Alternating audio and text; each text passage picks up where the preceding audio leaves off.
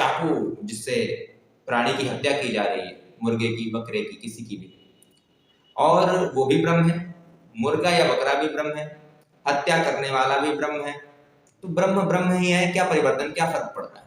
कोई फर्क नहीं पड़ रहा। तो बलात्कार कुकर्म कैसे हो गया भाई?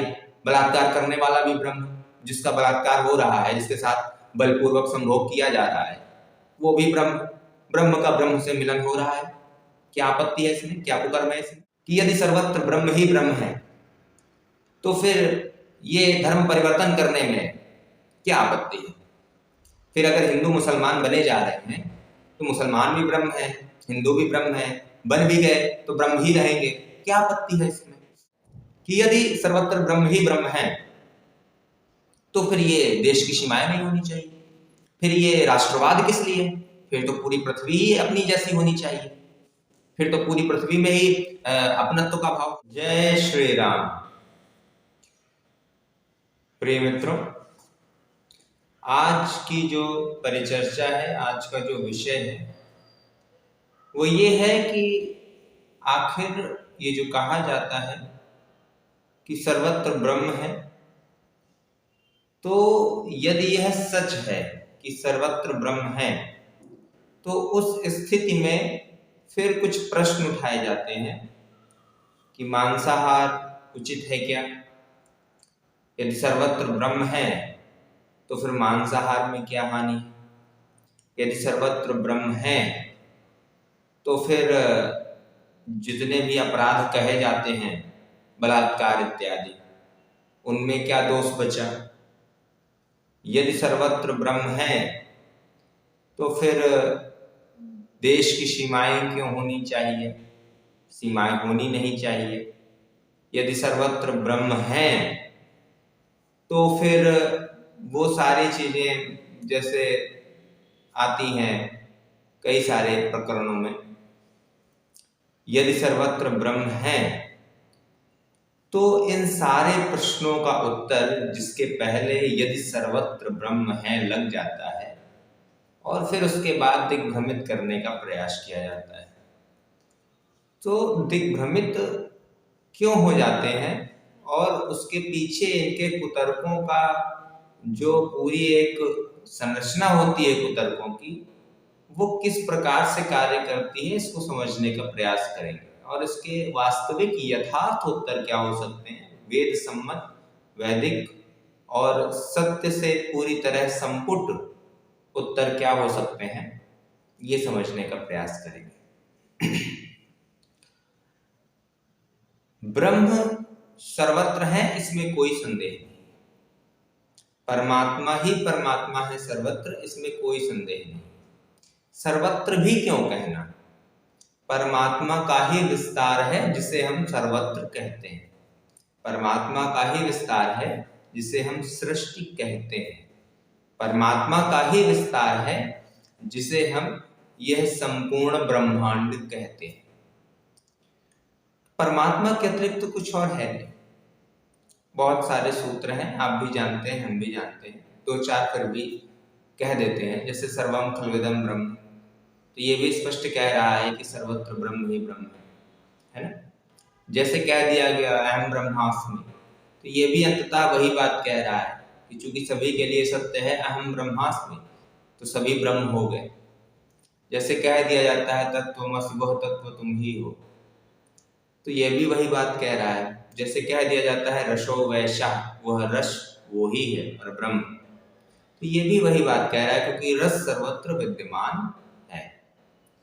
तो ये सारे जो वाक्य हैं इस तरह के, जैसे श्लोक है कि पूर्णात् पूर्ण मुदच्यते, तो ये भी अंत में वही बात कह रहा है कि पूर्ण से पूर्ण की उत्पत्ति होती है, पूर्ण से पूर्ण के निकल जाने पर भी पूर्ण ही शेष बचता है। तो ये सारी बातें उसी ओर इशारा कर रही हैं कि सर्वत्र ब्रह्म है। अब सवाल ये उठता है कि यदि सर्वत्र ब्रह्म है तो फिर मांसाहार उचित हो गया। क्यों? क्योंकि चाकू जिससे प्राणी की हत्या की जा रही है, मुर्गे की, बकरे की, किसी की भी, और वो भी ब्रह्म है, मुर्गा या बकरा भी ब्रह्म है, हत्या करने वाला भी ब्रह्म है। तो ब्रह्म ब्रह्म ही है, क्या परिवर्तन, क्या फर्क पड़ रहा है? कोई फर्क नहीं पड़ रहा। ये कुतर्क किया जाता है, ये एक कुतर्क है। ध्यान से समझिए। क्यों? यदि आप किसी प्राणी की हत्या ब्राह्मी भाव में स्थित होकर के कर रहे हैं तो कोई आपत्ति नहीं, किंतु यह बताइए कि जब आप मांसाहार करने के लिए मांस का प्रबंध करने जाते हैं तो क्या उस समय आप ब्राह्मी भाव में स्थित होते हैं? क्या जिस समय ये लिप्सा उठी थी कि मांस खाया जाए, रसना ने ही, जीभ ने ही, जिह्वा ने ही आपको प्रेरित किया था स्वादवश कि मांस खाया जाए, या फिर आपके दो कौड़ी के तथ्यात्मक ज्ञान को आधार मान लिया जाए तो उसने प्रेरित किया था कि मांस खाया जाए क्योंकि उससे प्रोटीन मिलती है, ये मिलता है, वो मिलता है। तो ये जो आपकी प्रेरणा थी, ये जो आपकी रचना के द्वारा प्रेरित भावना थी, क्या ये ब्राह्मी स्थिति है? ये ब्राह्मी स्थिति नहीं है। यदि आप ब्राह्मी स्थिति में होंगे, यदि आपके लिए सर्वत्र ब्रह्म ही ब्रह्म हो गए, यदि आप स्वयं भी ब्रह्म का भाव रखते हैं, यदि आपको कण कण में ब्रह्म ही दिख रहे हैं, यदि आपको ब्रह्म के अतिरिक्त कुछ दिख ही नहीं रहा है, यदि ऐसी ब्राह्मी स्थिति में हैं आप, तो आपके अंदर लिप्सा ही खत्म हो जाएगी मांस खाने की। आपके अंदर ये भावना ही समाप्त हो जाएगी कि मुझको प्रोटीन चाहिए इस तरह से। आप कहेंगे कोई आवश्यकता ही नहीं, कोई आवश्यकता नहीं।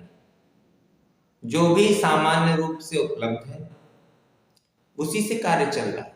आपका न्यूनतम में कार्य चल रहा है, आप अधिकतम की ओर दौड़ेंगे ही नहीं। और मूलतः बात अधिकतम की भी नहीं, अधिकतम तो शाकाहार में उपलब्ध है, प्रोटीन हो या कोई भी तत्व हो, शाकाहार में ही अधिकतम उपलब्ध है। बात तो मूलतः रचना के स्वाद की है, मूलतः रचना की तृप्ति की है, जिह्वा की तृप्ति की है। तो ब्राह्मी स्थिति में ये लिप्सा, जो स्वाद की लिप्सा है, ये समाप्त हो जाएगी। तो यदि आप ब्राह्मी स्थिति में नहीं हैं और फिर उसके बाद आप तर्क उठा रहे हैं ब्राह्मी स्थिति का कि सर्वत्र ब्रह्म ही ब्रह्म है, तो क्या बुरा हो जाएगा अगर हम मांस खा लेंगे? तो ब्रह्म ने ही तो ब्रह्म का आहार किया है, ब्रह्म ही तो ब्रह्म को निगल रहा है, ब्रह्म ही तो ब्रह्म का अंत और उदय कर रहा है, तो इसमें जीव हत्या कहाँ हो गई? जो इस तरह का कुतर्क है, ये कुतर्क आप ब्राह्मी भाव में स्थित होकर के नहीं कर पाएंगे। ब्राह्मी भाव में स्थित होते ही आपकी जिह्वा की लिप्सा समाप्त हो जाएगी। तो ये है आपके इस कुतर्क का सीधा सा उत्तर। इसके बाद दूसरा कुतर्क किया जाता है कि यदि ब्रह्म ही ब्रह्म है तो फिर कोई कुकर्म कुकर्म कैसे हुआ? जैसे मान लीजिए बलात्कार, तो बलात्कार कुकर्म कैसे हो गया? भाई, बलात्कार करने वाला भी ब्रह्म, जिसका बलात्कार हो रहा है, जिसके साथ बलपूर्वक संभोग किया जा रहा है, वो भी ब्रह्म, ब्रह्म का ब्रह्म से मिलन हो रहा है। क्या आपत्ति है इसमें? क्या कुकर्म है इसमें? तो बहुत ध्यान से समझिए। क्या आप जिस बच्ची का, जिसे आप ब्रह्म समझ रहे हैं अभी कहने के लिए, क्या आप वास्तव में उसे ब्रह्म समझ करके उसके साथ संभोग कर रहे हैं, या आप उसे एक स्त्री समझ के कर रहे हैं? क्या ब्रह्म के भाव में स्थित होकर के आपके अंदर काम वासना उठेगी? कभी, कदापि नहीं। यदि आप भी ब्रह्म, वो भी सामने ब्रह्म दिख रहा है, वो बच्ची भी आपको ब्रह्म दिख रही है, तो आपके अंदर वासना ही नहीं उठेगी, आप बलात्कार के लिए प्रेरित ही नहीं होंगे, कोई इच्छा ही नहीं उठेगी, कुछ नहीं होगा, आप सहज शांत बने रहेंगे। तो यदि आप ब्राह्मी भाव में स्थित नहीं हैं, यदि आप अभी जीव भाव में ही स्थित हैं, फिर आप कैसे कह सकते हैं कि यदि सर्वत्र ब्रह्म ही ब्रह्म है तो ये अपराध नहीं हुआ? ये अपराध हुआ क्योंकि जीव भाव में स्थित हो इसलिए। और जैसे ही ब्रह्म भाव में स्थित हो जाओगे, ऐसा कुछ करने की इच्छा ही समाप्त हो जाएगी। तुम्हारे लिए वो स्त्री स्त्री है, तुम्हारे लिए स्तन स्तन है, तुम्हारे लिए योनि योनि है, तुम्हारे लिए नितंब नितंब है, तुम्हारे लिए स्तन ब्रह्म नहीं है, तुम्हारे लिए योनि ब्रह्म नहीं है, तुम्हारे लिए नितंब ब्रह्म नहीं है। तुम तो पदार्थ को पदार्थ की तरह देख रहे हो, इसलिए तुम अपराधी हो, इसलिए बलात्कार अपराध है। यदि ब्रह्म भाव में स्थित होते, यदि ब्राह्मी भाव में स्थित होते, तो ये इच्छा ही समाप्त हो जाती, काम वासना उठती ही नहीं, विलुप्त हो जाती, काम वासना का कोई अस्तित्व ही शेष न बचता। इसी प्रकार एक और कुतर्क बहुत अधिक सुनने में आता है कि यदि सर्वत्र ब्रह्म ही ब्रह्म है, तो फिर ये धर्म परिवर्तन करने में क्या आपत्ति है। फिर अगर हिंदू मुसलमान बने जा रहे हैं तो मुसलमान भी ब्रह्म है, हिंदू भी ब्रह्म है, बन भी गए तो ब्रह्म ही रहेंगे, क्या आपत्ति है इसमें। तो सुनिए फिर से वही तर्क और हमारा फिर से वही उत्तर कि यदि सर्वत्र ब्रह्म ही ब्रह्म है तो आवश्यकता ही क्या है धर्म परिवर्तन करने की। हिंदू के रूप में भी ब्रह्म ही हो, मुसलमान बन जाओगे तब भी ब्रह्म ही रहोगे, तो क्या आवश्यकता है धर्म परिवर्तन की। फिर क्या प्राप्त कर लिया मुसलमान बन के, क्या प्राप्त कर लिया ईसाई बन के, क्या प्राप्त कर लिया बौद्ध बन के, क्या प्राप्त कर लिया, क्या प्राप्त कर लिया नास्तिक बन के भी ब्रह्म के ब्रह्म ही रहोगे। क्यों आवश्यकता पड़ रही है परिवर्तन करने की, कोई आवश्यकता नहीं है। यदि वास्तव में ब्राह्मी भाव में स्थित हो, एक तर्क ये भी दिया जाता है कि मुसलमान अगर कोशिश कर रहा है, ईसाई अगर कोशिश कर रहे हैं कि धर्म परिवर्तन कर दें, तो क्या आपत्ति है, उन्हें क्यों रोका जाए, उन पर क्यों शिकंजा कसा जाए। तो वो भी उनके लिए भी वही बात है कि क्या वो ब्राह्मी भाव में स्थित है, क्या उन्हें हिंदू ब्रह्म नजर आता है, आता है क्या, नहीं आता ना। तो यदि वो ब्राह्मी भाव में स्थित नहीं है तो वो निश्चित रूप से कुकर्म कर रहे हैं। और यदि वो ब्राह्मी भाव में स्थित होते तो सबसे पहले तो वो स्वयं अपना ही धर्म परिवर्तन करके हिंदू बन जाते, सनातनी बन जाते। क्यों? क्योंकि उन्हें साफ साफ दिख जाता कि सर्वत्र ब्रह्म ही ब्रह्म है जब, तो इस सत्य को उद्घाटित करने वाली धारा कौन सी है। यह सत्य कि सर्वत्र ब्रह्म ही ब्रह्म है, इस सत्य को उद्घाटित करने वाली जो सत्य की धारा है वो कौन सी है, वो सनातन धारा है। उन्हें दिख जाता कि इस्लाम में ये जो 72 हूरों का इतना प्रचलन है, इस्लाम में जो बताया जा रहा है कि जन्नत में ऐसी ऐसी हूरें होंगी, उनकी लंबाई ये होगी, उनका जिस्म ऐसा होगा, और तुम्हारी लंबाई इतनी होगी, तुम्हारा जिस्म ऐसा होगा, हूर की योनि ऐसी होगी, तुम्हारा लिंग ऐसा होगा, तुम में संभोग की इतनी क्षमता होगी, शराब और शहद की नदियां होंगी। ये सब क्या है, ये सब क्या है, ये सब क्या ब्राह्मी भाव में स्थित होकर के इनकी ओर आकर्षित होते हो? नहीं ना, ये सब के सब जीव भाव में ही तो स्थित होकर के वासना भोग के लिए आकर्षित होते हो। तो जो वास्तव में ब्राह्मी भाव में स्थित होकर धर्म परिवर्तन कराने की कोशिश कर रहा होगा, वो वास्तव में सबसे पहले अपना ही धर्म परिवर्तन करके सत्य की धारा अर्थात सनातन धारा में सम्मिलित हो जाएगा। क्योंकि सनातन धारा ही एकमात्र ऐसी धारा है जो सत्य को इस तरह उद्घाटित कर रही है। उसे दिख जाएगा कि इस्लाम में झूठे मिथ्या वचनों के अतिरिक्त कुछ नहीं, साफ साफ दिख जाएगा। तो इसलिए यह अपराध है, इसलिए सनातन धर्म का परिवर्तन कराना, किसी सनातनी को इस्लाम या ईसाइयत आदि में कन्वर्ट करना, इसलिए अपराध है। इसलिए इसे रोका जाना चाहिए ताकि सर्वत्र सत्य का ही वर्चस्व रहे। एक और कुतर्क किया जाता है कि यदि सर्वत्र ब्रह्म ही ब्रह्म है तो फिर ये देश की सीमाएं नहीं होनी चाहिए, फिर ये राष्ट्रवाद किस लिए, फिर तो पूरी पृथ्वी ही अपनी जैसी होनी चाहिए, फिर तो पूरी पृथ्वी में ही अपनत्व का भाव होना चाहिए। निश्चित रूप से, बिल्कुल हम भी यही कह रहे हैं, निश्चित रूप से ब्रह्म ही है सर्वत्र, सर्वत्र अपनत्व का भाव ही होना चाहिए, बिल्कुल होना चाहिए। पाकिस्तान के प्रति भी होना चाहिए, चीन के प्रति भी होना चाहिए, अमेरिका, रूस, सबके प्रति, सऊदी अरब, सबके प्रति होना चाहिए। किंतु चूंकि सर्वत्र अपनत्व का भाव होना चाहिए, चूंकि कोई सीमा नहीं होनी चाहिए, तो पृथ्वी अर्थात भारत, भारत अर्थात पृथ्वी, सारे देशों की सीमाएं समाप्त हो जानी चाहिए। और आखिर क्यों कि पृथ्वी अर्थात भारत, भारत अर्थात पृथ्वी, ऐसा ही क्यों? पृथ्वी अर्थात चाइना और चाइना अर्थात पृथ्वी क्यों नहीं? पृथ्वी अर्थात अमेरिका, अमेरिका अर्थात पृथ्वी क्यों नहीं?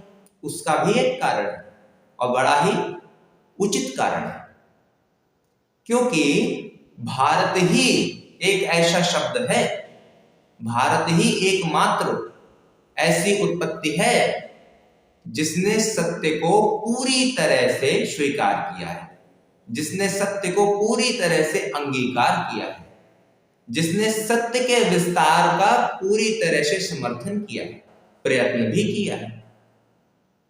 तो यदि पृथ्वी को किसी देश के नाम से पुकारना है, किसी शब्द से पुकारना है, यदि पृथ्वी का कोई नामकरण करना है तो वो भारत ही हो सकता है। भारत के अतिरिक्त कोई और शब्द उसके लिए उचित नहीं है। तो यदि सीमाएं समाप्त ही करनी है और होनी भी चाहिए, हम इसका समर्थन करते हैं, सीमाएं अवश्य समाप्त होनी चाहिए। और सीमाएं समाप्त हो करके या तो उसे पृथ्वी रहने दिया जाए, और यदि देश का नाम ही देना है तो भारत नाम दिया जाए, संपूर्ण पृथ्वी भारतवर्ष, पृथ्वी और भारत पर्यायवाची बन जाए। संपूर्ण मनुष्य जो कि ब्रह्म ही है वो सनातनी है, क्योंकि सनातन की धारा ही सत्य की धारा है, क्योंकि वो ही इस सत्य को उद्घाटित करती है। सर्वम खलविदम ब्रह्म, वो ही कहती है, कोई और धारा नहीं कहती। और धाराएं तो कहती हैं कि हम श्रेष्ठ हैं, बाकी निकृष्ट, और धाराएं तो ये कहती हैं। इसलिए ये जो आपके तर्क हैं, तर्क नहीं कुतर्क कहो, ये जो आपके कुतर्क हैं ये बड़े मूर्खतापूर्ण है। और चूंकि आज का जो मानव समाज है वो ग्रंथों का अध्ययन करता नहीं है, वो चिंतन मनन करता नहीं है, वो गहराई से किसी विषय में प्रवेश करता नहीं है, इसलिए आपकी ये कुतर्क उन भोले भाले, या ज्यादा उचित शब्द होगा उन मूर्ख मनुष्यों को भटका देते हैं, अपने जाल में फंसा लेते हैं।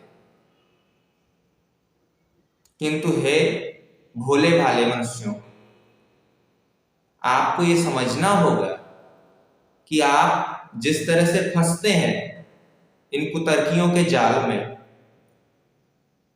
आपको स्वयं से लज्जा आनी चाहिए कि इतनी सामान्य सी, इतनी साधारण सी सत्यनिष्ठा, और एक सामान्य सा सत्य है जो सर्वविदित है, सर्वपरिलक्षित है, और उस सत्य को भी समझ नहीं पाते हो, अंगीकार नहीं कर पाते हो, धारण नहीं कर पाते हो, और अत्यंत धूर्त, अत्यंत निकृष्ट जो भाव है उस भाव के शिकार हो जाते हो।